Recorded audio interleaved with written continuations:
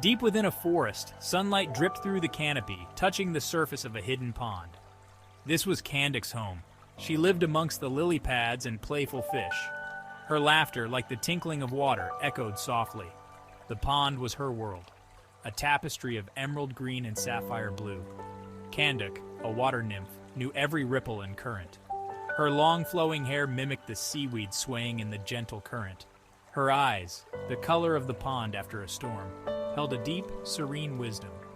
She lived in harmony with the water, her movements graceful and fluid. Days melted into each other, marked only by the sun's journey across the sky. She would often lay on a lily pad, watching clouds drift by.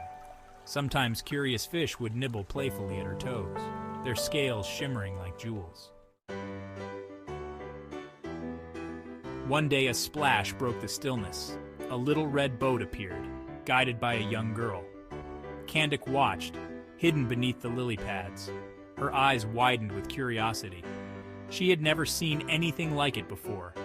The girl, with hair like spun gold, hummed a cheerful tune. The girl's laughter echoed Candic's own, but it was different, a sound from another world. Candic, drawn by an unseen force, moved closer. The girl, oblivious to Candic's presence, continued rowing. Her eyes sparkled with joy, reflecting the sunlight dancing on the water. Candic reached out a hand, her fingers barely brushing the surface.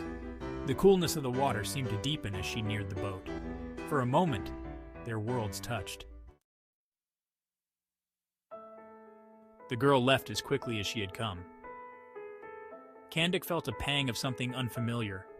It was a longing, a desire to understand the world beyond her pond. Driven by this new feeling, she carefully climbed onto a rock near the edge. The air felt strange on her skin, the ground rough beneath her feet.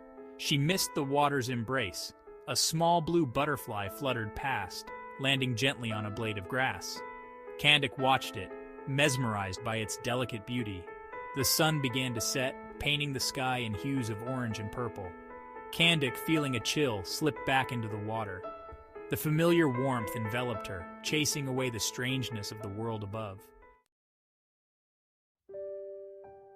The next day, Candic waited by the edge of the pond. Her heart beat faster when she saw the little red boat again.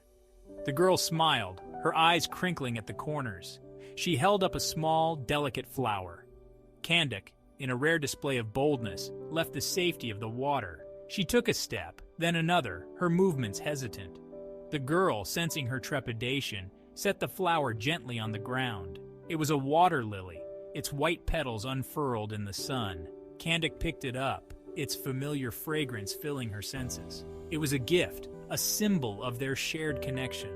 A small smile touched her lips, as fleeting and precious as a drop of morning dew.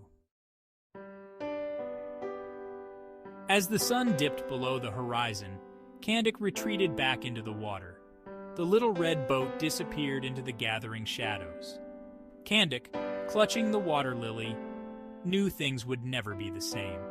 The girl's visits, though infrequent, filled her with a quiet joy. They were a reminder that there was beauty beyond her pond, a world she could only glimpse. Candic's innocence, untouched by the complexities of the human world, shone brightly. Her existence posed a question. What does it mean to be innocent?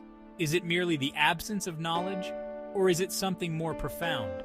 Perhaps it is the ability to see the world with fresh eyes, to find wonder in the simplest of things.